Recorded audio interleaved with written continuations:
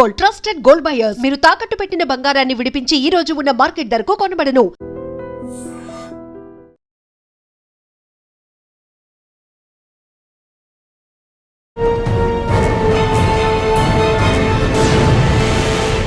Already మీరు పనిచేశారు city central జోన్లో ట్రాఫిక్, మాదాపూర్ ట్రాఫిక్కి సిటీ ట్రాఫిక్ డిఫరెన్స్ ఉంటుంది.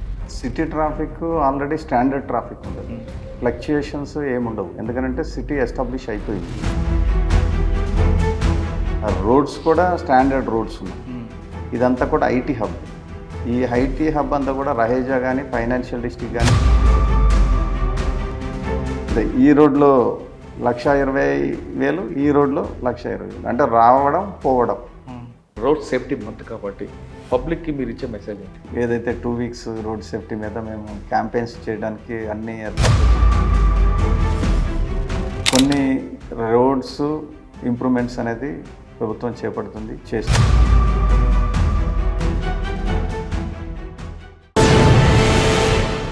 Welcome to crime diaries. ఈ వారం మన గెస్ట్ 1996 బ్యాచ్ పోలీస్ ఆఫీసర్, పేరు టి సాయి మనోహర్ గారు, డీసీపీ ట్రాఫిక్ సైబరాబాద్ అనగానే మనకు ఎక్కువగా సాఫ్ట్వేర్ కంపెనీ కనిపిస్తుంటాయి. మాదాపూర్ లాంటి ఏరియాలో ఎక్కువగా ట్రాఫిక్ జాములు కనిపిస్తుంటాయి. మాదాపూర్లో ట్రాఫిక్ జామ్ ఏంటంటే సాఫ్ట్వేర్ కంపెనీలు అందరూ కూడా పెద్ద గోల చేస్తుంటారు. అయితే ట్రాఫిక్ జామ్ని ఆపాలంటే కేవలం పోలీసులదేనా, ప్రజలతో బాధ్యత లేదా అనే అంశంపై మనతో మాట్లాడడానికి సాయి మనోహర్ గారు ఉన్నారు. సాయి మనోహర్ గారికి చాలా విషయాలు తెలుసు. సార్ నమస్తే అండి. నమస్తే. రోడ్ సేఫ్టీ మంత్ సందర్భంగా మీతో ఇంటర్వ్యూ పెడుతున్నానండి ట్రాఫిక్ మీద. కానీ మీ బ్యాక్ కెరీర్ తీసుకుంటే చాలా విషయాలు ఉన్నాయి, అవన్నీ తర్వాత ఇంటర్వ్యూలో పెట్టుకుంటాయి. ఓకే, ఈ రోడ్ సేఫ్టీ గురించి తీసుకుందాం. సైబరాబాద్లో మాదాపూర్ కానీ లేదంటే మీ ఎక్కడ చూసినా సరే ట్రాఫిక్ జామ్లు కనిపిస్తాయి. ఉదయం అవ్వదు, సాయంత్రం అవ్వదు, రాత్రి అవ్వదు. ఎక్కువ ట్రాఫిక్ జామ్లోని ఎన్ని ఉన్నాయి, బ్లాక్ స్పాట్స్ ఎన్ని ఉన్నాయి, అదేవిధంగా బాటిల్ నెక్ ఎక్కడ వస్తుంటుంది, ఏ టైంలో ఏ టైం వరకు పీక్ టైం కనిపిస్తుంటుంది, అన్నిటికన్నా ఇంపార్టెంట్ ట్రాఫిక్ ఎన్ని కిలోమీటర్ స్పీడ్లో ఉంది, దాని మీరు డీసీపీ అయిన తర్వాత పెరిగిందా తగ్గిందా? ఈ ప్రశ్నకు సమాధానం చెప్పే ముందు సాయి మనోహర్ గారు ఈ ఫస్ట్ బై ఛాన్సా బై చాయిస్ యూనిఫామ్ వేసుకోవడానికి? ఫస్ట్ యాక్చువల్లీ బై ఛాన్స్, ఆ తర్వాత నెక్స్ట్ దాన్ని నేను చాయిస్గా తీసుకోవాలి. Oh super. ఎక్కడ నేటివ్ ఎక్కడ బై ఛాన్స్ అవ్వడానికి నేను చదువుకున్నారు మీరు? బై ఛాన్స్ నేను డిగ్రీనే చదువుకున్నాను. డిగ్రీ చదువుకొని ఫస్ట్ ఏదైనా ఉద్యోగం అయితే చాలు లైఫ్ లీడ్ చేయడానికి అనే ఉద్దేశంతో ఉన్న ఉద్యోగాలన్నీ అప్లై చేశాను. యాక్చువల్లీ పోలీస్ అవ్వాలని మొదలు నాకు లేకుండింది. తర్వాత వేరే ఉద్యోగాల కాంపిటీషన్స్ తోటి పోల్చుకుంటే పోలీస్ ఉద్యోగం కాంపిటీషన్ కొద్దిగా, ఎందుకంటే ఫిజికల్లీ నేను కొద్దిగా ఫిట్ ఉండేవాడిని. సో ఫిజికల్ ఫిట్ ఉన్నాను కాబట్టి చాలామంది నన్ను సజెస్ట్ చేశారు పోలీస్ ఉద్యోగాన్ని ఎందుకు ఎంచుకోకూడదని. ఆ సందర్భంగా నేను 95లో ఫస్ట్ అటెంప్ట్ చేశాను. అందులో ఇంటర్వ్యూ ఫెయిల్ అయ్యాను. తర్వాత 96లో సక్సెస్ కాగలిగాను.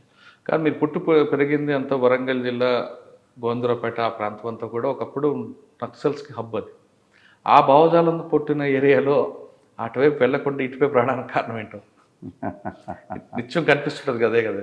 అవును, నేను ఏదైతే నా బ్యాక్గ్రౌండ్ ఏదైతే ఉందో ఆ ఏరియా అంతా కూడా అనేక విప్లవ పార్టీలకి కేంద్ర బిందువు. ఎందుకంటే నాట్ ఓన్లీ మావోయిస్టులు, అక్కడ జనశక్తి పార్టీ ఉండేది, సిపి గ్రూప్ ఉండేది, ఇంకా సిపియుఎస్ఏ లాంటి చిన్న చిన్న స్ప్లిట్టర్ గ్రూప్స్, పైల వాసుదేవరావు, చంద్రపుల్లారెడ్డి, రాజన్న, ఈ గ్రూప్స్ అన్నీ కూడా అక్కడ ఉండేవి. ప్రతి గ్రూప్ నుంచి కూడా అక్కడ యాక్టివిటీ ఉండేది డిఫరెంట్ కంప్లీట్గా. వాటి యొక్క ఇన్ఫ్లుయెన్స్ కూడా నా మీద కొంత ఉండేది లేదు, కానీ ఉండడానికి కావాల్సినటువంటి వాతావరణాన్ని క్రియేట్ చేసినాయి. కానీ ఎందుకనో దానికి నేనేమి అట్రాక్ట్ కాలేదు అప్పటి. అదే ఎలాగొచ్చున్నానండి, మీరు గోవిందరాపేట కానీ పసరా తీసుకున్నా లేదంటే ఏటూరు నాగారం, ఈ బెల్ట్ అంతా కూడా తాడ్వాయి అంతా మీ ప్రభావం, మీ ఆ భావజాల ప్రభావం ఎక్కువ ఉంటుంది కదా? డోంట్ నో దానికి. అంటే నా ఫ్రెండ్స్ చాలామంది ఆ భావజాలానికి అట్రాక్ట్ అయ్యి ఆ ఉద్యమంలో ఉండడం జరిగింది. అట్లా వెళ్ళిన వాళ్ళు కూడా ఉన్నారు, నా కొలీగ్స్ ఉన్నారు, నా జూనియర్స్ ఉన్నారు, నా సీనియర్స్ కూడా వాటిల్లో వెళ్ళడం జరిగింది. కానీ ఆ సందర్భంలో నేను ఎందుకనో ఆ రూట్లో, ఎందుకంటే మా ఫాదర్ టీచరు, సో మా కుటుంబ నేపథ్యం కూడా విలేజ్ వాతావరణంలో కొద్దిగా అంతే మాకున్నటువంటి ఇది కూడా అట్లా ఉండింది. సో అందుకని కొన్ని పరిస్థితులు మాకు కొద్దిగా ఆ విధంగా అవకాశాలు రావడానికి కల్పించినా కానీ ఆ నేపథ్యంలో ఉన్నా కానీ ఎందుకనో ఆ దిక్కు పోలేదు అసలు కంప్లీట్గా. అటు సైడ్ ఆలోచన లేకుండింది. సార్ 96లో డిపార్ట్మెంట్కి వచ్చిన తర్వాత మీరు ఛాన్స్ వచ్చారు, కానీ ఛాన్స్ వచ్చిన తర్వాత చాయిస్గా తీసుకొని ఇది ఒక ప్యాషన్గా సర్వీస్ చేస్తున్నారు. అంటే ఇప్పుడు మాదాపూర్ ట్రాఫిక్ డీసీపీకి రాకముందు ఫస్ట్ పోస్టింగ్ ఇక్కడ వరకు ఎక్కడెక్కడ పనిచేశారండి? డీటెయిల్గా అవసరం పోస్టింగ్ తెలుసుకుందాం. నా ఫస్ట్ పోస్టింగ్ కొయ్యూరు, వినే ఉంటారు, కరీంనగర్ జిల్లా. కరీంనగర్లోనే దాదాపు 13-14 ఇయర్స్ సర్వీస్ చేశాను. అక్కడే ఎస్ఐగా, సిఐగా. ఆ తర్వాత అక్కడి నుంచి ఖమ్మం అంటే ఆదిలాబాద్లో కూడా చేశాను. ఆదిలాబాద్ బెజ్జూరు, కౌటాల అని విని ఉంటారు, అక్కడ ఇన్స్పెక్టర్గా అక్కడ కూడా సర్వీసెస్ చేశాను. ఆ తర్వాత ఖమ్మంలో భద్రాచలం రూరల్ లిమిట్స్లో చింతూరు ఆ ఏరియాలో, అదేవిధంగా వెంకటాపూర్ లాంటి ఎక్స్ట్రీమిస్ట్ ఎఫెక్టెడ్ ఏరియాల్లో కూడా పనిచేశాను. దెన్ ఆఫ్టర్ ప్రమోషన్ తర్వాత ఇక్కడ హైదరాబాద్ సిటీలో సెంట్రల్ జోన్ ట్రాఫిక్ ఏసీపీగా పనిచేశాను. ఆ తర్వాత కుక్కట్పల్లి ఏసీపీగా పనిచేశాను. ఆ తర్వాత డిటీసీ మహబూబ్ నగర్లో, ఓఎస్డి కొత్తగూడెం, దెన్ నవ్వు ఇప్పుడు ఇక్కడ Madhapur DCP traffic Madhapur. Sir traffic మీద ఆల్రెడీ మీరు పనిచేశారు, సిటీ సెంట్రల్ జోన్లో ట్రాఫిక్, మాదాపూర్ ట్రాఫిక్. మాదాపూర్ ట్రాఫిక్కి సిటీ ట్రాఫిక్ డిఫరెన్స్ ఏముంటుంది? City traffic already standard traffic ఉంటుంది, ఫ్లక్చుయేషన్స్ ఏముండవు. ఎందుకంటే సిటీ ఎస్టాబ్లిష్ అయిపోయింది. సో అక్కడ ఉన్నటువంటి కమ్యూటర్స్ ఎవరైతే ఉంటారో వాళ్ళు స్టాండర్డ్ కమ్యూటర్స్ ఉంటారు, వాళ్ళకి స్టాండర్డ్ రూట్స్ ఉన్నాయి, వాళ్ళకి ట్రావెల్ చేయడానికి. ఆ రోడ్స్ కూడా స్టాండర్డ్ రోడ్స్ ఉన్నాయి, కమ్యూనిటీస్ కూడా స్టాండర్డ్ కమ్యూనిటీస్ ఉన్నాయి. సో అక్కడ ఎప్పుడూ కూడా ఒక రకమైన స్టాండర్డ్ ట్రాఫిక్ కంటిన్యూ ఉంటుంది. మాదాపూర్కి వచ్చే వరకు ఏమవుతుందంటే ఇదంతా కూడా ఐటీ హబ్. ఈ ఐటీ హబ్ అంతా కూడా రహేజా కానీ, ఫైనాన్షియల్ డిస్ట్రిక్ట్ కానీ, ఈ ఏరియాని తీసుకుంటే టీజీఐఎస్ లిమిట్స్ ఏదైతే ఉందో ఆ లిమిట్స్ని బేస్ చేసుకొని రెసిడెన్షియల్ కమ్యూనిటీస్ చాలా ఎక్స్ప్రెసివ్గా గ్రోత్ అవుతూ ఉంది. అంటే ఫర్ ఎగ్జాంపుల్ ఫైనాన్షియల్ డిస్ట్రిక్ట్ని బేస్ చేసుకొని చూసుకుంటే మనకి మోకిలా సైడ్ నుంచి ట్రాఫిక్ పెరుగుతూ ఉంది. ఒకప్పుడు ఓఆర్ఆర్ కొద్దిగా చాలా ఫ్రీగా ఉండేది. ఇప్పుడు మీరు ఓవరాల్ టోల్ గేట్ దగ్గర నుంచి కనుక తీసుకుంటే గచ్చిబౌలి స్టేడియం వరకు bumper to bumper complete ORR 4 lines కూడా, ఇటు 4 లైన్స్ అటు 4 lines complete bumper to bumper ఉంటాయి. అంటే ఆ ట్రాఫిక్ అంతా కూడా ఈ ఫ్లక్చుయేట్ అవుతూ ఉంటుంది. మార్నింగ్ ఒక రకంగా ఉంటుంది ఐటీ టైమింగ్స్లో, ఈవినింగ్ ఒక రకంగా ఉంటుంది, రిటర్న్ ట్రాఫిక్ ఎక్కువ ఉంటుంది.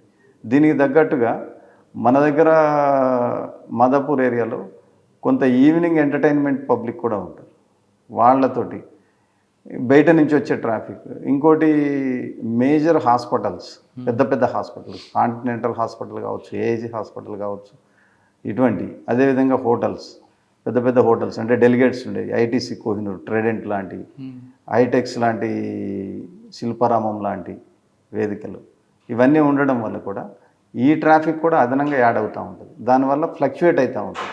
హైదరాబాద్ సిటీ ట్రాఫిక్ స్టాండర్డ్గా ఉంటుంది, ఎప్పుడు ఒకటే తీరుగా. సైబరాబాద్ ట్రాఫిక్ ఎప్పటికప్పుడు చేంజ్ అవుతూ ఉంటుంది. రెసిడెన్షియల్ కమ్యూనిటీస్ కూడా చేంజ్ అవుతూ ఉంటాయి. మీకు నల్లగండ్ల సైడు, తెల్లపూర్ సైడు ఇప్పుడు కమ్యూనిటీస్ చాలా గ్రోత్ అవుతూ ఉన్నాయి. అదేవిధంగా బాచుపల్లి సైడ్, ఎక్కడ ఈ ట్రాఫిక్ అంతా కూడా ఫైనల్గా మనకి రాయదుర్గం, గచ్చిబౌలి, మాదాపూర్ ఏరియాలో ఉన్నటువంటి ఐటీ కంపెనీస్ దగ్గరికి మార్నింగ్ రావడం, వీక్ డేస్లో మళ్ళీ ఈవినింగ్ ఆ విధంగా వెళ్ళడం. ఒక్కొక్క కారిడార్లో మేము వెహికల్స్ కౌంటింగ్ కోసం కెమెరాస్ పెట్టాం. ఆ కెమెరాస్ లోపల మనకి 1 lakh ఒక్కొక్క కారిడార్లో యావరేజ్గా రికార్డ్ అవుతూ ఉంటాం.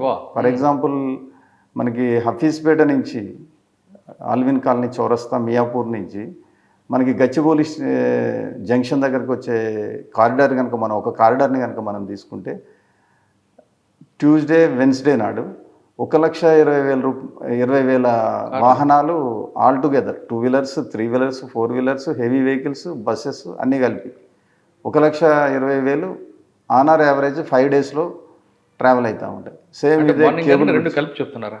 మార్నింగ్ ఓన్లీ, ఈవినింగ్ మళ్ళీ 1,15,000, 1,25,000 అంటే రోజుకి 5 రోజుల్లో 2,20,000 వాహనాలు తిరుగుతాయి. ఈ రోడ్లో 1,20,000, ఈ రోడ్లో 1,20,000. అంటే రావడం పోవడం, దట్ ఈస్ ద సిచ్యుయేషన్. మీరు ట్రాఫిక్ మాదాపూర్ తీసుకునేసరికి మెయిన్ ఛాలెంజ్ ఏమొచ్చింది? అంటే ట్రాఫిక్ కాకుండా ఇంకేమైనా అంటే ఇంజనీరింగ్లో ప్రాబ్లం ఉందనుకుంటున్నారా, లేదంటే ఎడ్యుకేషన్లో ప్రాబ్లం ఉందనుకుంటున్నారా, ఎన్ఫోర్స్మెంట్లో ప్రాబ్లం ఉందని వచ్చింది?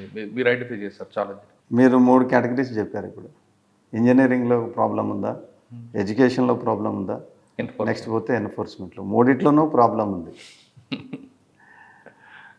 ఫస్ట్ మీరు తీసుకుంటే రోడ్ వైండింగ్, ఇప్పుడు ఉన్నటువంటి వాహనాల యొక్క అవసరాలకు తగ్గట్టుగా రోడ్ వైండింగ్ లేదు. రెండోది తీసుకుంటే ఎడ్యుకేషన్. పబ్లిక్ లోపల ఎవరైతే వాహనదారులు ఉన్నారో, డ్రైవర్స్, కమ్యూటర్స్, వీళ్ళ లోపల ఎడ్యుకేషన్ ప్రాపర్గా లేదు. ఎందుకంటే వాళ్ళు ఫస్ట్ వెళ్ళాలి అనే ఉద్దేశంతో వాళ్ళు మిగతా వాళ్ళ యొక్క హక్కుల్ని వాళ్ళు హరించుకుంటా, వీళ్ళు ఒకళ్ళు ముందు పోవాలంటే ఇంకొకళ్ళు వెనక్కి తనాలి. సో నేనే ముందు పోవాలి కాబట్టి జామ్ చేసినా కానీ నేను ముందు పోవాలనే ఒక సెల్ఫిష్ దృక్పథంతో ట్రాఫిక్ జామ్కి ఆస్కారం కలుగుతూ ఉంది. నెక్స్ట్ పోతే ఎన్ఫోర్స్మెంట్. ఇప్పుడు మన దగ్గర అవుతున్నటువంటి వైలేషన్స్ని చాలామంది అంటూ ఉంటారు, రెగ్యులేషన్ అండ్ ఎన్ఫోర్స్మెంట్ డిఫరెంట్ అని అంటారు.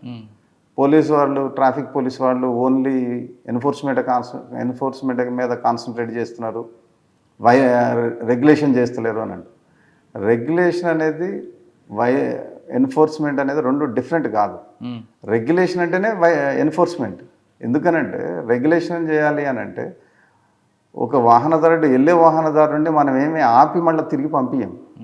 వెళ్ళే వాళ్ళని మనం ఎట్లా వెళ్ళనిస్తాం. ఆ వెళ్ళే వాహనదారుడికి అడ్డంగా ఉన్నటువంటి రాంగ్ పార్కింగ్ కావచ్చు, లేకపోతే ఆపోజిట్ డ్రైవింగ్ కావచ్చు, లేకపోతే నో ఎంట్రీ వెహికల్ కావచ్చు, అవి రావడం వల్ల ట్రాఫిక్ లోపల అంతరాయాలు ఏర్పడతాయి. ఈ అంతరాయాలు తొలగించడమే పోలీస్ పని.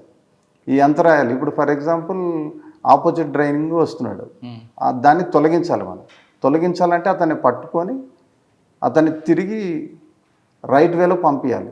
ఈ పంపించే దృక్పథంలో రెండు ఉంటాయి. ఒకటి ఏంటంటే సింపుల్గా మనం విజిలేసి వాళ్ళని పంపించడం. రెండోది వాడు మళ్ళీ ఇంకోసారి చేయకుండా మనం ఎవ్రీ టైం గార్డ్ చేయలేం. సో కాబట్టి మనం డెఫినెట్లీ ఎన్ఫోర్స్మెంట్ చేయాలి. కాబట్టి మేము చేసేది అదే. ఎన్ఫోర్స్మెంట్ మీద ఒక వైలేటర్ని కనుక రెగ్యులేట్ చేయగలిగితే ట్రాఫిక్ రెగ్యులేషన్కి మనకి చాలా ఈజీ అయిపోతుంది. అసలు రెగ్యులేట్ చేయడానికి పోలీస్ అవసరం కూడా ఉండదు. అందరూ కమ్యూటర్స్ రూల్స్ అన్నీ ఫాలో అవుతా రోడ్డు ప్రమాణాలని అనుకూలంగా వాళ్ళు జర్నీ చేసేటట్టుంటే అసలు ట్రాఫిక్ పోలీస్ అవసరమే లేదు. సిగ్నల్ దగ్గర సిగ్నల్స్ క్లియర్గా పనిచేస్తుంటే సిగ్నల్ జంపింగ్ లేదు, ఫ్రీ లెఫ్ట్ అబ్స్ట్రక్షన్స్ లేవు, ఆపోజిట్ డ్రైవింగ్ లేదు, రాంగ్ పార్కింగ్స్ అవి లేవు, ఫుట్పాత్ ఎంక్రోచ్మెంట్స్ లేవు. ఇవన్నీ లేనప్పుడు మీరు స్మూత్ ట్రాఫిక్ని మీరు చూడగలుగుతారు. వీటన్నిటి పనే పోలీస్ పని. ఇవన్నిటిని తొలగించడమే. ఇప్పుడు ఫుట్పాత్ మీద ఉన్నటువంటి ఎంక్రోచ్మెంట్స్ని తొలగించడం, అవన్నీ జిహెచ్ఎంసీ తోటి ఉండి మేము దగ్గరుండి ఆపరేట్ చేసి వాళ్ళని తీసేయడం. దానివల్ల ఫుట్పాత్ మీద నడిచేటువంటి పాదచారులు ఎవరైతే ఉన్నారో వాళ్ళు రోడ్డు కిందకి దిగి నడవకుండా ఉంటారు. రోడ్డు కిందకి దిగి నడిస్తే రోడ్ సేఫ్టీకి ఇదవుతుంది, అంతరాయం కలుగుతుంది. ఎందుకంటే యాక్సిడెంట్ అయ్యే అవకాశం ఉంటుంది. రెండోది ఆ లైన్ అంతా కూడా వాహనదారులు ఎవరైతే ఉంటారో వాళ్ళు కంజెషన్ అయ్యి అతన్ని తప్పించుకొని పోవడానికి స్లో డౌన్ అయిపోతారు. టోటల్ ట్రాఫిక్ స్లో అవుతుంది. సో ఇవన్నీ కూడా పోలీసు విధులే, ట్రాఫిక్ పోలీసు విధులు. సో ఇవన్నీ కూడా ఎప్పుడైతే మనం ఎన్ఫోర్స్ చేస్తామో అప్పుడే రెగ్యులేషన్ పెరుగుతుంది. ఓన్లీ రెగ్యులేషనే చేస్తే రెగ్యులేషన్ ఎప్పటికీ పెరగదు. అంటే ఒక ఎగ్జాంపుల్ చెప్పచ్చు. దొంగల్ని పట్టుకోకుండా దొంగతనాలు ఆపాలి అంటే సాధ్యం కాదు. దొంగల్ని పట్టుకొని లోపలేస్తేనే దొంగతనాలు జరగకుండా ఉంటాయి. మీకు తెలుసు 2015లో ఎవ్రీడే 4-5 చైన్ స్నాచింగ్స్ అవుతుండే.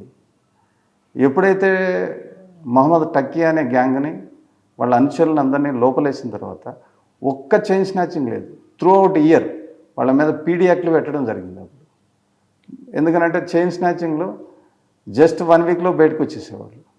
సో అప్పుడు ఉన్నటువంటి సిపి గారు డిసిషన్ తీసుకుని వీళ్ళందరి మీద పీడీ యాక్ట్లు పెడదామని పీడీ యాక్ట్ పెట్టడం వల్ల వాళ్ళందరూ కూడా 6 months, మోర్ దాన్ 6 months జైల్లో ఉండాల్సి వచ్చింది. వాళ్ళు జైల్లో ఉన్నప్పుడు చైన్ స్నాచింగ్ లేదు. సో వైలేటర్ని కనుక మనం కంట్రోల్ చేసినట్టయితే, వైలేషన్స్ని కనుక మనం రెడ్యూస్ చేయగలిగినట్టయితే ఆటోమేటిక్గా రెగ్యులేషన్ పెరుగుతుంది. సార్, మాదాపూర్ జోన్లో ఎక్కువగా ట్రాఫిక్ జామ్ ఉన్న ఏరియా ఏది ఉంటుంది?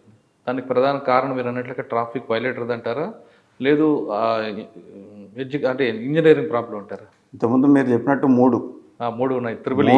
మూడు ఉన్నాయి. Triple E. మీకు ఫర్ ఎగ్జాంపుల్ గచ్చిబౌలి నుంచి హఫీజ్పేట ఆల్విన్ కాలనీ రోడ్డు తీసుకుంటే ఇంతకుముందు చెప్పాం కదా, బిగ్గెస్ట్ ట్రాఫిక్ మూమెంట్ ఉన్న area. 1,20,000 in and 1,20,000 almost out ఉన్నటువంటి ఏరియాలో మనకి first of all bottle necks, మనకి రాడిసన్ అనే హోటల్ ఉంటుంది. ఆ రాడిసన్ హోటల్ ఇటువైపు ఉంటుంది, డాడూస్ ఇటువైపు ఉంటుంది. Next DLF line left side ఉంటుంది, ఏఐజీ హాస్పిటల్ పోయే లైన్ రైట్ సైడ్ ఉంటుంది. సో అక్కడ 6 లైన్స్గా ఉన్నటువంటి పీజేఆర్ 3 లైన్స్ ఇన్ ఉంటుంది, 3 లైన్స్ అవుట్ ఉంటుంది. ఈ 3 లైన్స్ కింద నుంచి ఒక 3 లైన్స్ ఉంటుంది. 6 లైన్స్ వచ్చేసి రాడిసన్ హోటల్ దగ్గర 2 లైన్ అవుతుంది. This is the engineering problem. So దానివల్ల కంజెషన్ పెరుగుతుంది.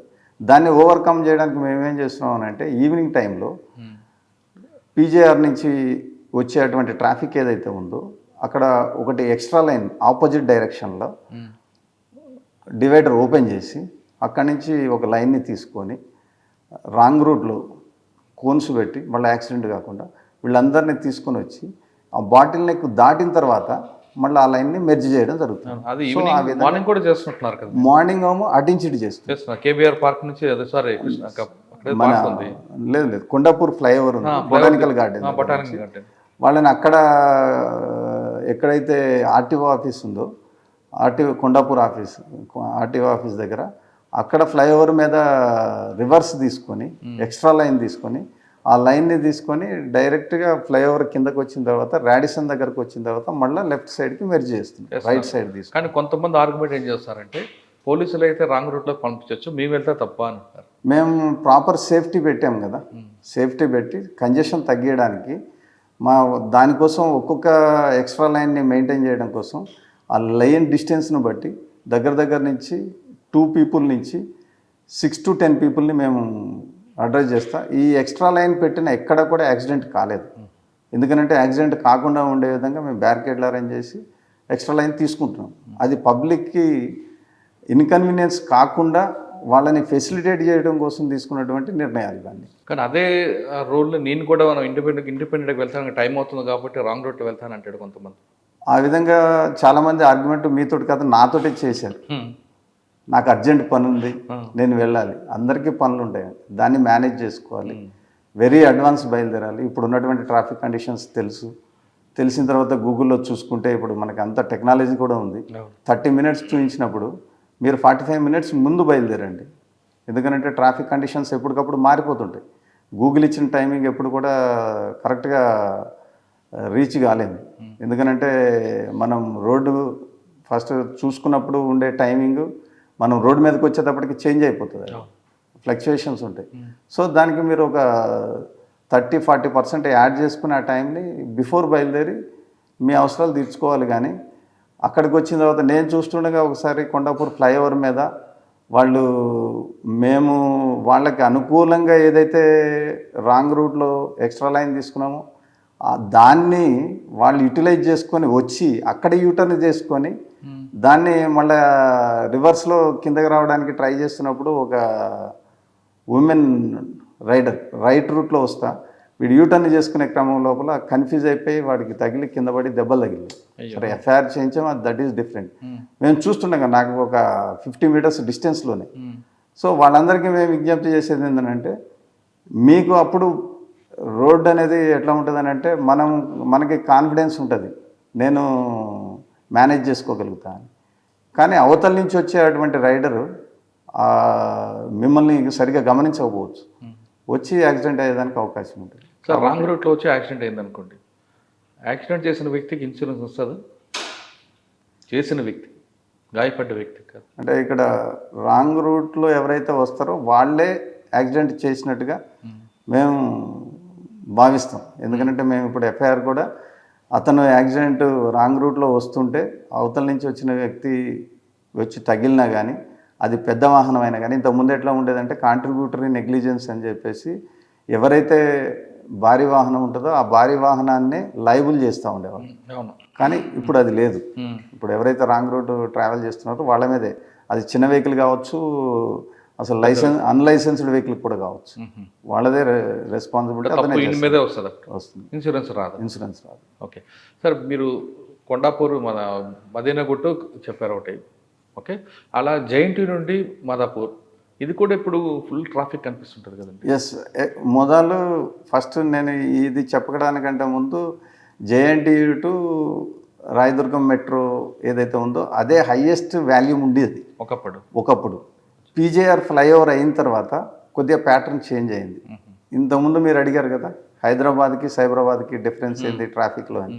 హైదరాబాద్లో ఇంకా ఆ స్టాండర్డ్ అట్లనే ఉంటుంది, ఆ రోడ్లు అట్లనే ఉంటాయి.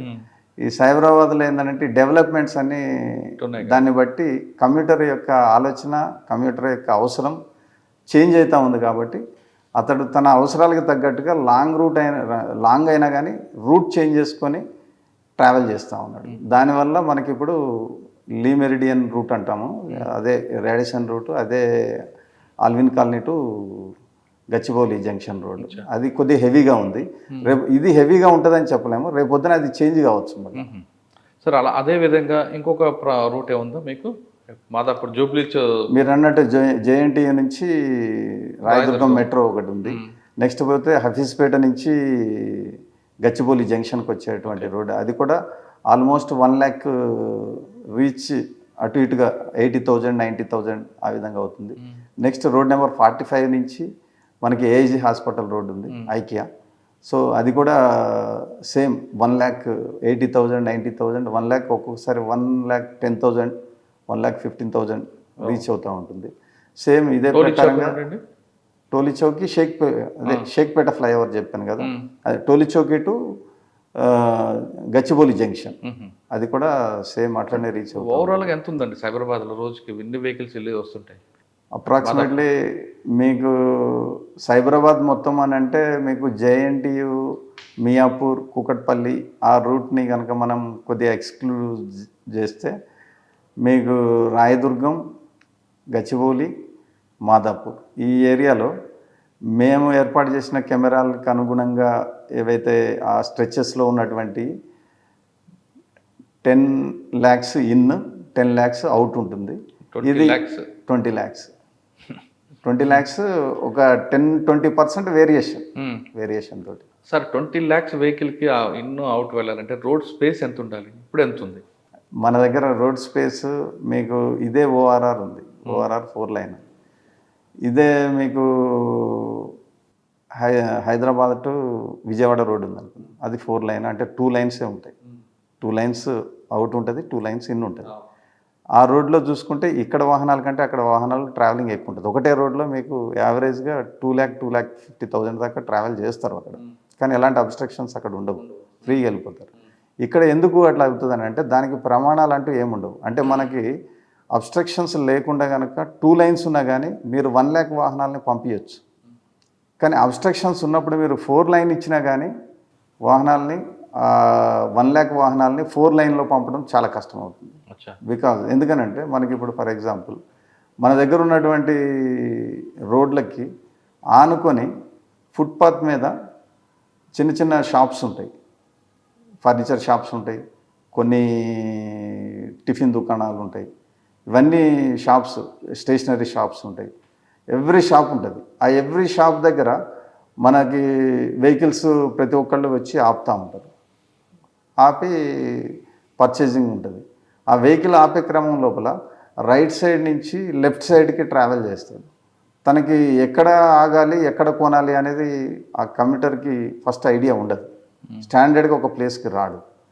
తను పోతూ చూసి ఎక్కడన్నా ఆగాలి అనిపించినప్పుడు తను అప్పుడు లెఫ్ట్కి వచ్చి ఆగుతాడు. దానివల్ల ట్రాఫిక్ కంజెషన్ ఏర్పడుతూ ఉంటుంది. ఆ విధంగా వచ్చి రాంగ్ పార్కింగ్ చేయడం, వీటన్నిటి వల్ల మనకి ఉన్న 4 lanes ఉన్నా కానీ మనకి సరిపోదు. మనకి ఇప్పుడు రాయదుర్గం మెట్రో దగ్గర నుంచి సైబర్ టవర్స్ మధ్యలో తీసుకున్నట్టయితే హైయెస్ట్ ట్రాఫిక్ కంజెషన్ కనిపిస్తుంది.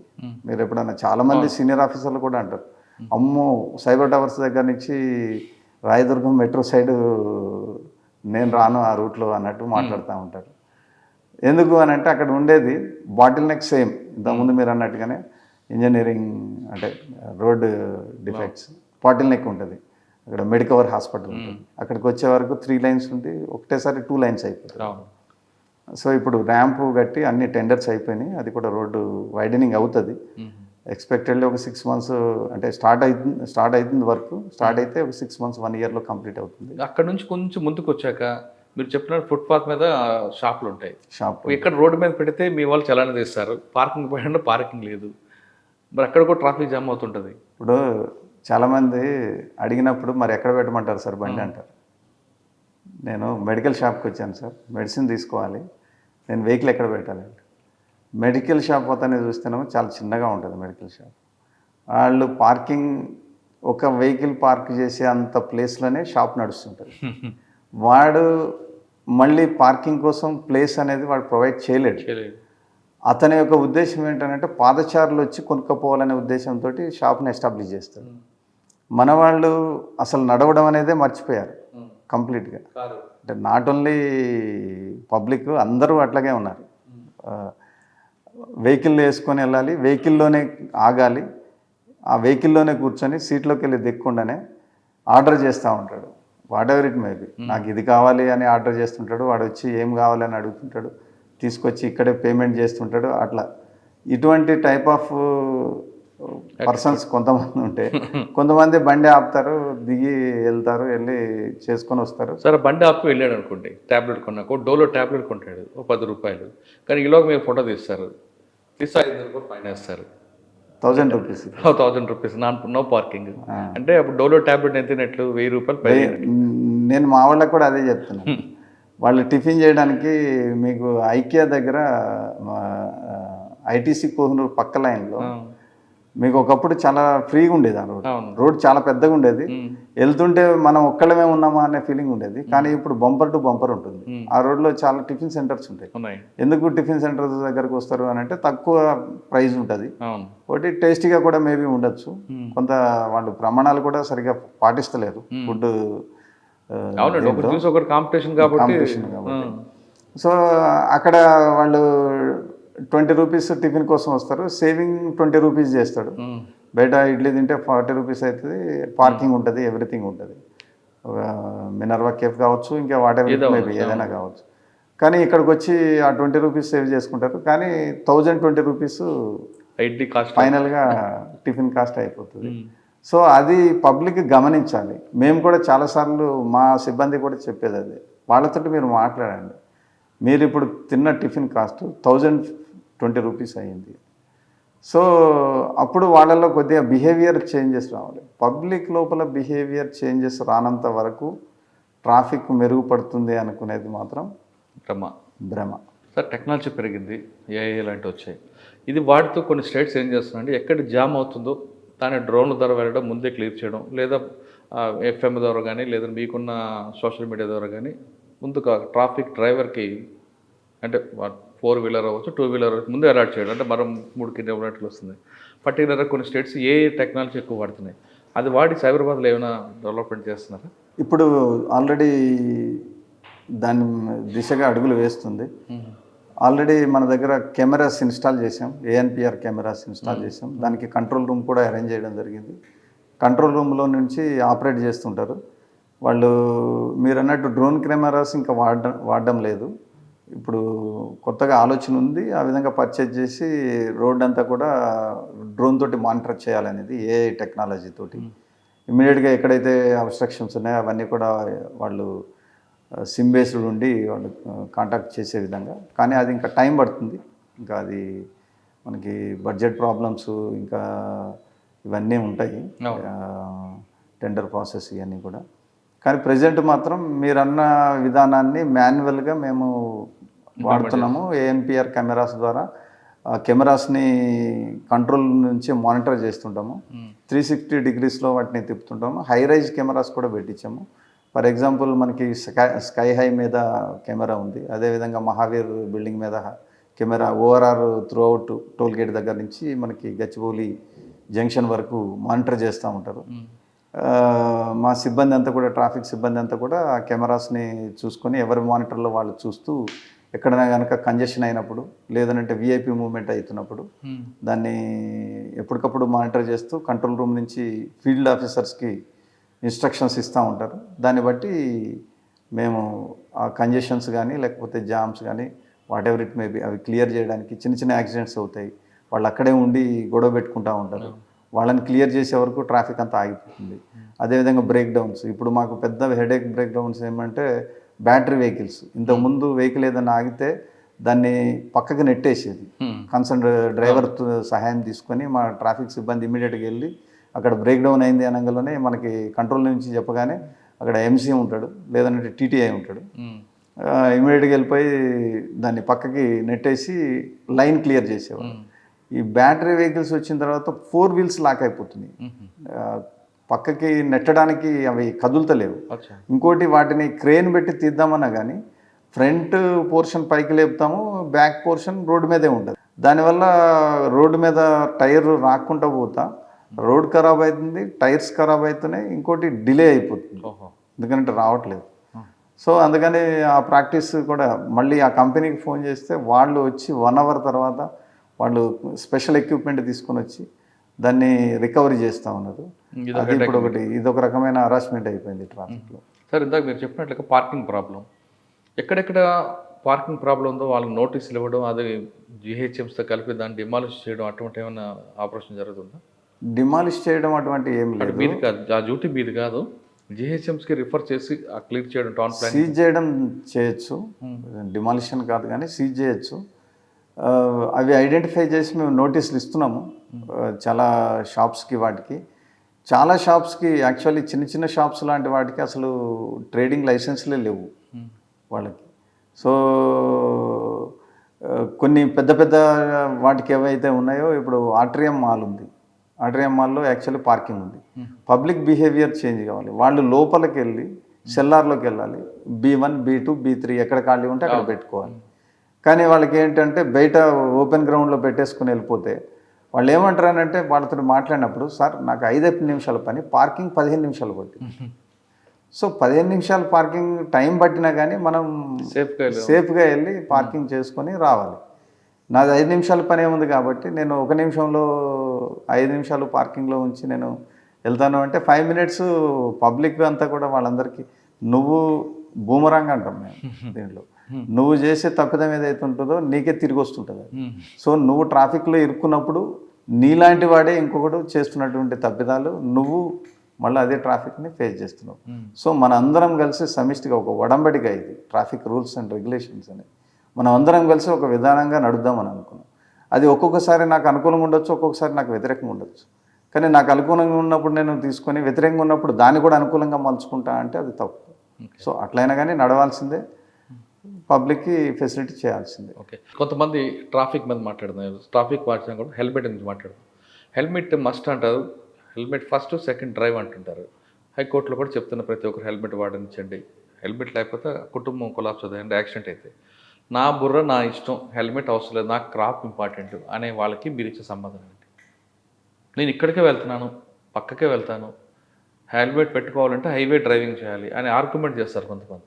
అటువంటి వాళ్ళకి మీరు ఇచ్చే సమాధానం? వాళ్ళు ఆర్గ్యుమెంట్ చేస్తున్నారు. వాళ్ళకి అందరికీ మేము చెప్పేది, మీ గురించి మీ కుటుంబం ఇంటి దగ్గర ఎదురు చూస్తుంది. మీ పేరెంట్స్, మీ పిల్లలు, మీ మీద ఆధారపడేటువంటి మీ జీవిత భాగస్వామి, మీ జ్ఞాపకాలతో బతుకుతున్నటువంటి మీ కుటుంబ సభ్యులు, వీళ్ళందరూ కూడా మీ యొక్క సేఫ్టీ గురించి ఎవ్రీడే ప్రార్థన చేస్తూ ఉంటారు. ఎందుకంటే బయట రోడ్డు మీద వెళ్ళేది మీరే కాబట్టి, మీరే ఎర్నింగ్ పర్సన్, మీరే కుటుంబాన్ని చూసుకునేటువంటి వ్యక్తి కాబట్టి ఒక చిన్న హెల్మెట్ మీరు శిరస్త్రాన్ని ధరించి వెళ్ళినట్టయితే 100% సేఫ్టీ అనేది చెప్పలేము, కానీ మోస్ట్ ఆఫ్ ది టైమ్స్ 90% మీకు ప్రాణాలు పోకుండా ఉండేదానికి ఆస్కారం ఉంది యాక్సిడెంట్ అయినప్పుడు. చాలామంది నేను ఎన్నోసార్లు నడుపుతున్నాను, నాకు ఇప్పటివరకు యాక్సిడెంటే కాలేదు అని అంటారు. కానీ యాక్సిడెంట్ ఒకటేసారి అవుతుంది, అంతపదాకా యాక్సిడెంట్ కాదు. ఎందుకంటే మనం ఫెయిల్ అయిన తర్వాత మళ్ళీ ప్రిపేర్ అయ్యే ఎగ్జామ్స్ రాయడానికి ఇది ఏమీ ఎగ్జామ్స్ కాదు, ఇది లైఫ్. ఒకసారి వెళ్ళిపోయిన తర్వాత మళ్ళీ ఇంకా తీర్చిదిద్దుకోవడానికి, లేకపోతే సరి చేసుకోవడానికి, రివైండ్ చేయడానికి అవకాశమే లేదు. ఓకే, హెల్మెట్ మీద వాడని వరకు మీరు ఇచ్చే సమాధానం ఇది. కానీ సెకండ్, రాంగ్ రూట్లో వస్తారు, నేను నా డైరెక్షన్ వెళ్తున్నాను, నన్ను ఎవరేం కాదు, నేను ముందు చేరుకోవాలి అని రాంగ్ రూట్లో వచ్చి ఆర్గ్యుమెంట్ చేసే వాళ్ళకి మీరు ఇచ్చే మెసేజ్ ఏంటి? దయచేసి వాళ్ళందరినీ కోరేది, విజ్ఞప్తి చేసేది ఏంటంటే, ఇంతకుముందు కూడా చాలాసార్లు వాళ్ళకి ఎడ్యుకేట్ చేయడం జరిగింది. ఎన్నిసార్లు ఎడ్యుకేట్ చేసినా కానీ కన్సర్న్డ్ సేమ్ పర్సన్ మాకు తగలకపోవచ్చు, కానీ రాంగ్ రూట్ వైలేషన్స్ మాత్రం కంటిన్యూ పెరుగుతూనే ఉన్నాయి. మేము ఒక యూటర్న్ ఓపెన్ చేస్తే పబ్లిక్ ఫెసిలిటీ చేద్దామని యూటర్న్ ఓపెన్ చేస్తే ఆ యూటర్న్ బేస్ చేసుకొని రాంగ్ రూట్స్ పెరిగిపోతున్నాయి. యూటర్న్ ఓపెన్ చేస్తే పబ్లిక్ ఫెసిలిటీ అవుతుంది. సేమ్ మీన్వైల్ రోడ్ సేఫ్టీకి ఇబ్బంది అవుతుంది. సో వాళ్ళందరికీ మేము మీకు ఇచ్చే అవకాశం ఏదైతే ఉందో దాన్ని మీరు యూటిలైజ్ చేసుకొని మీరు రోడ్ సేఫ్టీకి అనుకూలంగా మీ ప్రాణాలకి మీదకి తెచ్చుకోకుండా ట్రావెల్ చేయమని. వాళ్ళు ఏమనుకుంటారని అంటే నేను చాలా జాగ్రత్తగా నడుపుతున్నాను, నేను యాక్సిడెంట్ కాకుండా నడుపుతాను, నేను సేఫ్గా నేను డిస్టెన్స్ చేరుకుంటాను, నేను అదే వెనక్కి తిరిగి వెళ్ళి పైకి వెళ్ళి జంక్షన్ దగ్గర నుంచి యూటర్న్ చేసుకుని వచ్చినట్లయితే నాకు 1 km 2 km ఎక్స్ట్రా అవుతుంది, అదే ఇక్కడ 200 మీటర్స్ నేను వెళ్ళగలుగుతాను అని అనుకుంటారు. కానీ ఆపోజిట్ వచ్చేటువంటి వ్యక్తి రైట్ రూట్లో వస్తుంటాడు. అతను వీళ్ళు నడిపినంత జాగ్రత్తగా నడపకపోవచ్చు. వాళ్ళు ఒక్కోసారి సడన్గా వాళ్ళు ఉన్నటువంటి పరధ్యానంగా వచ్చి యాక్సిడెంట్ అయ్యేదానికి అవకాశం ఉంటుంది. స్పీడింగ్ కూడా ఉంటుంది. అదేవిధంగా కంట్రోల్ కూడా ఒక్కోసారి కంట్రోల్ కాదు, వెహికల్ కంట్రోల్ కానప్పుడు ఒక్కోసారి బ్రేక్ ఫెయిల్ అవుతుంది ఆపోజిట్ వచ్చే వెహికల్. అప్పుడు మనం ఛాన్స్ తీసుకున్నట్టయితే ఇది మనం 100 సార్లు సక్సెస్ఫుల్గా వెళ్ళినా కానీ 101సారి ఫెయిల్ అయితే మాత్రం లైఫే ఫెయిల్ అయినట్టు ఇంకా కంప్లీట్గా. సో కాబట్టి వాళ్ళందరూ కూడా రాంగ్ రూట్ డ్రైవింగ్ మారుకొని అది ఇంకోటి డిసిప్లిన్, ట్రాఫిక్ డిసిప్లిన్. కాబట్టి ఆ ట్రాఫిక్ డిసిప్లిన్ని పాటించి డ్రైవ్ చేయాలని అందరూ ఎవరైతే రాంగ్ రూట్ డ్రైవింగ్ అలవాటు పడ్డారో చాలామంది, మోస్ట్ ఆఫ్ ద పీపుల్ ఇప్పుడు మేము wrong route drivings pockets identify చేశాము ప్రతి పోలీస్ స్టేషన్ లెవెల్లో. అక్కడ కెమెరాస్ పెడుతున్నాము. వాళ్ళు ఎవ్రీడే ఏ టైంలో రాంగ్ రూట్ తీసుకుంటున్నారో కూడా దాంట్లో రికార్డ్ అవుతుంది. ఆ విధంగా రికార్డ్ అయిన తర్వాత వాళ్ళ యొక్క ఛాలెంజ్ అన్నీ కూడా ఒకసారి అన్నీ జనరేట్ అయి ఉంటాయి. వాటినన్నింటినీ కూడా రియలైజ్ చేయడానికి మేము అన్ని ఏర్పాట్లు చేస్తున్నాము. త్వరలో అయిపోతుంది అది. దానివల్ల కొంతవరకు తగ్గేదానికి అవకాశం ఉంది. ఎందుకనంటే పాకెట్ బరువు అవుతూ ఉంటుంది కదా. కాబట్టి సార్ ఫైనల్గా రోడ్ సేఫ్టీ మంత్ కాబట్టి పబ్లిక్కి మీరు ఇచ్చే మెసేజ్ ఏంటి? ఈ రోడ్ సేఫ్టీ వీక్ ఏదైతే 2 వీక్స్ రోడ్ సేఫ్టీ మీద మేము క్యాంపెయిన్స్ చేయడానికి అన్ని ఏర్పాట్లు చేసుకున్నాము. దానికి తగ్గట్టుగా మెసేజ్లు ఇవ్వడానికి అన్నిటి కూడా ఏర్పాటు చేసుకున్నాము. ప్రజలందరికీ మేము చేసే విజ్ఞప్తి ఏంటంటే కొన్ని రోడ్స్ ఇంప్రూవ్మెంట్స్ అనేది ప్రభుత్వం చేపడుతుంది, చేస్తుంది. త్వరలో అవన్నీ కూడా ఇంప్రూవ్మెంట్ అయిపోతాయి. మేము ఎంత ఎన్ఫోర్స్మెంట్ చేసినా కానీ మీలో మీ బిహేవియర్లో చేంజ్ రావాలి. కాబట్టి మీరు రోడ్ సైడ్ పార్కింగ్స్ కానీ, లేకపోతే రాంగ్ రూట్ డ్రైవింగ్స్ కానీ, లేకపోతే వితౌట్ హెల్మెట్ కానీ, వితౌట్ సీట్ బెల్ట్ కానీ, లేకపోతే ఎస్పెషల్లీ డ్రంక్ అండ్ డ్రైవ్. చాలామంది నేను 30 ml తీసుకున్నాను, నాకేం కాదు, 60 ml తీసుకున్నాను, నాకు కాన్షియస్లోనే ఉన్నాను, 3 పెగ్స్ తీసుకున్నాను, నేను అయినా కానీ స్టేబుల్గా ఉంటాను, నాకు ఇమ్యూనిటీ పవర్ ఎక్కువ, నేను చాలా కంట్రోల్డ్గా ఉంటాను.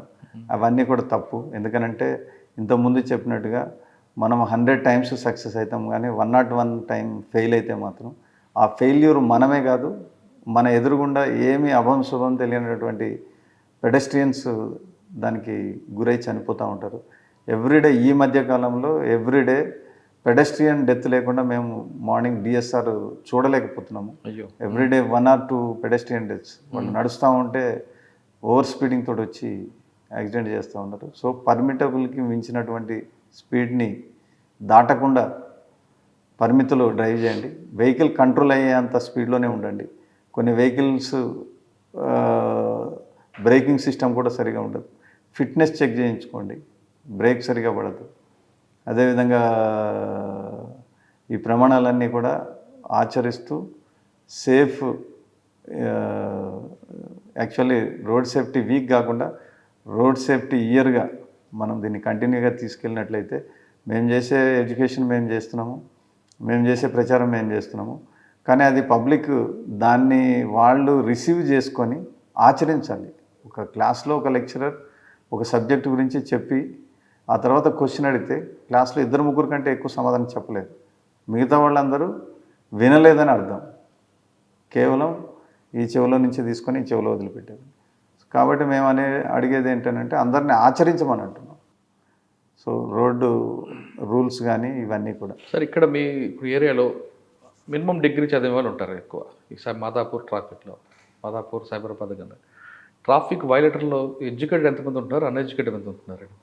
ఎడ్యుకేటెడ్సే ఎక్కువ ఉన్నారు. ఐటీ ఎంప్లాయీస్ ఉన్నారు. మేము చాలా సందర్భాల్లో చెప్పాము ఐటీ ఎంప్లాయీస్కి, మీ కంపెనీకి లెటర్ రాసి మీ ఉద్యోగం ఎక్కడి నుంచో, బెంగాల్ నుంచి వస్తారు, ఒరిస్సా నుంచి వస్తారు, వాళ్ళందరూ ఎక్కడ మీది అని అంటే అది ఒరిస్సా, అది బీహార్. అంటే ఎక్కువ చదువుకున్న నిర్లక్ష్యం, సంస్కారాలను చదివేమో. అంతే. మీరే పాటించకపోతే ఐటీ ఎంప్లాయీస్ ఇంకా కామన్ మెన్ ఎవరు పాటిస్తారు? ఎందుకంటే ఇక్కడ ఉండే వాళ్ళు అన్ఎడ్యుకేటెడ్స్ అంతా లేబర్, వాళ్ళకి వెహికల్ పెద్దగా ఉండదు. ఉంటుంది, వాళ్ళకి ఉండేది 10%, 20%. మిగతా కమ్యూటర్స్ పోల్చుకుంటే వాళ్ళకి ఓ 10-15% వెహికల్స్, 2 వీలర్స్ ఆ కంపెనీ ఇచ్చిందో, లేకపోతే ఏదో కొంతమంది జొమాటో ఇవి ఎక్కువ ఉన్నాయి, స్విగ్గీ జొమాటో లాంటి వెహికల్స్. స్విగ్గీ జొమాటో అన్నారు కదా, వాళ్ళు కూడా అసలు భయంకరంగా రాంగ్ రోడ్లో వస్తారండి. వాళ్ళ నుండి ఎక్కువ యాక్సిడెంట్లు అవుతున్నాయని ఈ మధ్య రిపోర్ట్స్ వస్తున్నాయి. మరి వాళ్ళని కంట్రోల్ చేయడానికి ఏం చేస్తున్నారు? వాళ్ళతోటి ఇంతకుముందు ఒకసారి మీటింగ్ పెట్టాము. మీటింగ్ పెట్టి డ్రైవర్స్ తోటి మాట్లాడడం జరిగింది. ఇప్పుడు కూడా మళ్ళీ జొమాటో వాళ్ళతోటి ఒకటి మీటింగ్ కాల్ఫర్ చేసాము. యాక్చువల్లీ పోయిన వీక్లోనే పెట్టాలి, అది మళ్ళీ పోస్ట్ పోన్ అయింది. బహుశా ఆఫ్టర్ వాళ్ళకి టైం బాండ్ ఉంది, ఆ టైం బాండ్లో వెళ్ళాలి కాబట్టి ఎస్ వాళ్ళకి టార్గెట్ ఉంటుంది. ఒక డిస్టెన్స్ నుంచి ఇంకో డిస్టెన్స్కి డెలివరీ ఇవ్వడానికి వాళ్ళకి 10 minutes, 15 minutes, దానికి పాయింట్స్ కొంత ఇది ఉంటుంది. దానివల్ల ఇన్సెంటివ్స్ ఉంటాయి వాళ్ళకి. లేట్ డెలివరీ చేస్తే ఒక్కోసారి కస్టమర్ దాన్ని రిజెక్ట్ చేయొచ్చు. రిజెక్ట్ చేసినప్పుడు దాని యొక్క బర్డెన్ ఈ జొమాటో బాయ్ మీద పడుతుంది. కాబట్టి అతను ఎక్కడ అనుకూలంగా ఉంటే అక్కడ రాంగ్ రూట్ తీసుకొని, ఎక్కడ ఫ్రీ కనపడితే అక్కడ ఓవర్ స్పీడ్ చేసి నష్టం అవుతుంది, ఆపోజిట్ నష్టం కదా జరుగుతున్నాయి. కాబట్టి అందుకనే మేము కంపెనీస్ వాళ్ళతోటి కూడా మాట్లాడి, జొమాటో, స్విగ్గీ వాళ్ళతోటి ఏదైతే ఈ ఇన్సెంటివ్స్ ఈ ఇప్పుడు 10 నిమిషాల్లో ఇవ్వగలిగేది 5-6 నిమిషాల్లో ఇస్తున్నాడు అని అంటే వైలేట్ చేస్తున్నాడు అని. అంతేగాని ఓవర్ స్పీడింగ్ చేస్తేనే కదా, వాడు వైలేట్ చేస్తేనే స్పాట్కి రీచ్ అవుతాడు. దానివల్ల కూడా యాక్సిడెంట్ అవ్వచ్చు కదా. అవుతుంది. అందుకనే మేము కంపెనీస్ తోటి మాట్లాడాలి. ఈ ఇన్సెంటివ్స్ తీసేస్తే వాళ్ళు ఈ ఓవర్ స్పీడింగ్, ఈ రాంగ్ రూట్ డ్రైవింగ్ ఇవన్నీ కూడా హెల్మెట్ లేకుండా డ్రైవ్ చేయడం ఇవన్నీ కూడా తగ్గేదానికి అవకాశం ఉన్నాయి. కాకపోతే వాళ్ళతోటి మాట్లాడినప్పుడు వాళ్ళు ఏమంటారంటే, వీళ్ళు స్టాండర్డ్గా మా ఎంప్లాయీస్ కాదు, ఇప్పుడు గిగ్ వర్కర్స్ అని ఇప్పుడు కొద్దిగా ఎస్టాబ్లిష్ చేస్తున్నారు, మేము కూడా అదే వెయిట్ చేస్తున్నాం. ఇదంతా కూడా చట్టం కూడా అయిపోయి వాళ్ళందరూ కూడా రెగ్యులరైజ్ అయిపోతే వీళ్ళు ఎప్పుడైతే ఫ్రీగా ఉంటారో అప్పుడు ఆన్లైన్లో వాళ్ళు రిజిస్టర్ చేసుకుంటారు. ఆ రోజు వరకు, ఆ టైం వరకు, ఆ తర్వాత వెళ్ళిపోతారు. వాళ్ళు ఎవరో కూడా మాకు డైరెక్ట్గా నోటీస్లో ఉండదని వాళ్ళు అంటారు. సరే, మీరు ఇందాక ట్రాఫిక్ వైలేషన్, రాంగ్ రూట్లో వచ్చిన వాళ్ళకి కెమెరాలు పెట్టాను పట్టుకుంటా ఉంటారు. అసలు బండికి నెంబర్ లేకుండా చాలామంది తిరుగుతుంటారు సంవత్సరాల కొరకు. మీరు ఎలా పట్టుకుంటారు? వాటిని ట్రేస్ చేస్తున్నాము మేము. ఎక్కడైనా రియలైజేషన్ చేసే క్రమం లోపల కొన్ని దొరుకుతాయి. రీసెంట్లీ 3 days బ్యాక్ ఒక థెఫ్ట్ కేసు బండి దొరికింది. కొన్ని నెంబర్లు లేని బళ్ళు అయితేనేమో ఈజీ మాకు, ఎందుకంటే ఒక పాయింట్లో చూసి ఇంకో పాయింట్లో అలర్ట్ చేస్తాం. కొంతమంది దొంగ నెంబర్ ప్లేట్లతో అంటే నెంబర్ ప్లేట్ ఉంటుంది, చెక్ చేస్తే ఆ నెంబర్ ప్లేట్ అసలు వెహికల్ది కాదు. 2 వీలర్ నెంబర్ ప్లేట్ చెక్ చేస్తే 4 వీలర్కి ఉంటుంది. సో అటువంటివి కూడా మేము రియలైజేషన్ టైంలో మేము చెక్ చేస్తాము. మేము ఇంతకుముందు చెప్పినట్టు రెగ్యులేషన్ మీద ఫుల్ కాన్సన్ట్రేషన్ తోటి ఎన్ఫోర్స్మెంట్ కూడా చేస్తూ ఉంటాము. కానీ ఆపి వెహికల్ని నెంబర్ని చెక్ చేసే అంత టైం ఉండదు ప్రతి వెహికల్ని. సో అటువంటి సందర్భాల్లో ఓవర్లుక్ అవుతూ ఉంది. ఇంతకుముందు ఎన్ఫోర్స్మెంట్లో కూడా లోపాలు ఉన్నాయని నేను చెప్పాను. సో మేము చేసే ఎన్ఫోర్స్మెంట్ 100 వైలేషన్స్ అయితే మేము రికార్డ్ చేయగలిగే వైలేషన్స్ జస్ట్ 20 వైలేషన్స్ని మేము రికార్డ్ చేయగలిగితే దాంట్లో మేము రియలైజ్ చేయగలిగేది దాంట్లో 30% మళ్ళీ. అంటే ఓవరాల్గా మనం తీసుకుంటే 100%లో కనుక మనం తీసుకున్నట్టయితే ఓన్లీ 6-7% మనం రీచ్ కాగలుగుతున్నాం. సార్, మరొక ఫైనల్ క్వశ్చన్ అండి. ట్రాఫిక్ డిపార్ట్మెంట్ ఉదయం లెగిచి రోడ్డు మీద నిల్చుంటారు. ఉదయం వచ్చినప్పుడు ఒక ఎనర్జీతో వస్తారు. అది క్రమేపీ 8 hours కాదు కానీ వాళ్ళు 11-12 hours చేసే రోజులు కనిపిస్తుంటాయి. క్రమేపీ వాళ్ళు వీక్నెస్ కనిపిస్తుంది. అదే టైంలో ఒక 2 వీలర్ 4 వీలర్ రైడర్ వచ్చి ఆయన గొడవ పడతాడు. అక్కడ వాళ్ళు కొంత బ్యాలెన్స్ తప్పుతుంది. ఎందుకంటే ఉదయం ఉన్న ఎనర్జీ వేరు, సాయంత్రం ఎనర్జీ. వాళ్ళు అక్కడ బరస్ట్ అవ్వడం, లేదా వాళ్ళ ఉదయం నుంచి డ్యూటీ మీద ఉన్న పొల్యూషన్ అన్నీ పీల్చడం వల్ల అటువంటి వాళ్ళకి కౌన్సిలింగ్ చేయడం, వాళ్ళకి మోటివేషన్ చేయడం, వాళ్ళకి హెల్త్ ఇష్యూలో సపోర్ట్ చేయడం అంటే చేస్తుందా గవర్నమెంట్? డెఫినెట్లీ చేస్తుంది, సపోర్ట్ కూడా ఉంది. మేము కూడా సీనియర్ ఆఫీసర్స్గా మా సిబ్బందికి కూడా సపోర్ట్ చేస్తున్నాము. మేము కమ్యూటర్స్ కూడా విజ్ఞప్తి చేస్తూ ఉన్నాము. వాళ్ళకి ఎవ్రీ టైం కూడా మేము అదే చెప్తా ఉన్నాము. మా కానిస్టేబుళ్ళు మీకు ఫెసిలిటీ చేయడానికే రోడ్డు మీద నిలబడి ఉద్యోగం చేస్తున్నారు. వాళ్ళు వాళ్ళ కోసం కాదు, మిమ్మల్ని త్వరగా ఇంటికి పంపించాలని. ఎందుకనంటే మీరందరూ ఇళ్ళకి వెళ్ళిన తర్వాతే మేము లాస్ట్గా ఇంటికి వెళ్తాం. అది నైట్ 10 కావచ్చు, 10:30 కావచ్చు, 11 కావచ్చు, 12 కావచ్చు. ట్రాఫిక్ ఫ్రీ అయిన తర్వాతే ట్రాఫిక్ కానిస్టేబుల్ ట్రాఫిక్ను వదిలిపెట్టి ఇళ్ళకి చేరుతారు. సో మిమ్మల్ని తొందరగా ఇంటికి పంపించాలని మాకు ఉద్దేశం ఉంటుంది. మిమ్మల్ని ఆపి ఇబ్బంది పెట్టాలనో, మిమ్మల్ని లేకపోతే కష్టపెట్టాలనో, మిమ్మల్ని చేయాలని మాకు అసలే ఉండదు. మీరు ఎంత స్పీడ్గా వెళ్ళిపోతే మాకు అంత మంచిది. సో మేము రెగ్యులేషన్ చేస్తున్నాము. కాబట్టి మా కానిస్టేబుల్లతోటి మీరు గొడవపడి, చాలామంది గొడవపడేది మేము మా వాళ్ళు కెమెరాస్ తోటి వాళ్ళ యొక్క వైలేషన్స్ రికార్డ్ చేస్తున్నప్పుడు మీ హక్కు ఏంటి, మీకేం హక్కు ఉంది అని అడుగుతూ ఉంటారు. దయచేసి నేను ప్రజలందరికీ విజ్ఞప్తి చేసేది ఏంటంటే, నాట్ ఓన్లీ ట్రాఫిక్ కానిస్టేబుల్, ఎవరైనా కానీ హక్కుదారుడే. ఎందుకనంటే ఒక రూల్ని నేను పాటిస్తా అని ఒప్పుకొని నేను లైసెన్స్ తీసుకున్నాను. నేను నా వైలేషన్ని కనుక పాటించకుండా వైలేట్ చేస్తే నా యొక్క హక్కుని, ఎదుటి వ్యక్తి దాన్ని రికార్డ్ చేసి దాన్ని రిపోర్ట్ చేసే అధికారం ప్రతి ఒక్కళ్ళకి ఉంది. భారతీయ పౌరుడికి ప్రతి ఒక్కళ్ళకి కూడా ఆ హక్కు ఉంది. కాబట్టి యాజ్ ఏ పోలీస్గా కాదు, యాజ్ ఏ సిటిజన్గా కూడా రిపోర్ట్ చేసే అధికారం వాళ్ళకు ఉంది. ఆ విధంగా రిపోర్ట్ చేసి ఎక్కడ ఎవరికి చేయమంటారు?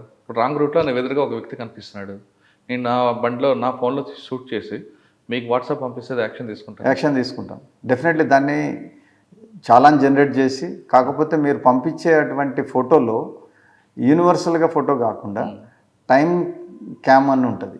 ఆ టైం క్యామ్లో మీరు తీస్తే దాంట్లో డేటు, టైము, ప్లేసు వస్తాయి. ఎందుకనంటే ఒక వైలేషన్కి ఒకటే చాలాన్ ఉంటుంది. సో కాబట్టి ఒక ప్లేస్లో ఉన్నటువంటి ఒక వైలేషన్కి 4 కొట్టి పంపించచ్చు. కాబట్టి ఆ 4 కూడా మేము ఒక ఇంటిగ్రేటెడ్ సిస్టమ్ ద్వారా వాటిని క్యాల్కులేట్ చేసుకొని దాన్ని ఒకటే చాలన్ కింద చేస్తాము.